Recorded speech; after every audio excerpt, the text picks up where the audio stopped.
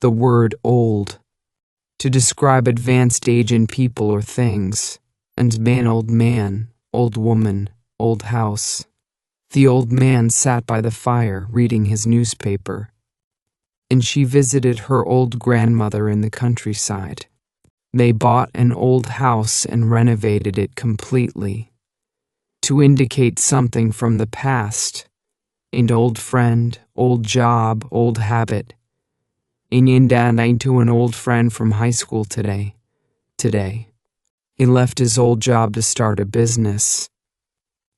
She's trying to break an old habit of procrastination to show long existence or duration. Old city, old tradition, old building. And this is an old city with a rich history. It's an old tradition to light candles on this day. The museum is located in an old building from the 18th century. To describe worn or used condition. Old shoes, old clothes, old car. My old shoes are falling apart. She donated her old clothes to charity and finally replaced his old car with a new model. To refer to familiar or previous identity. But same old story. Good old days, old self. It's the same old story.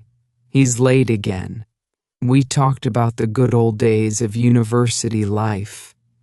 She seems like her old self again after recovering.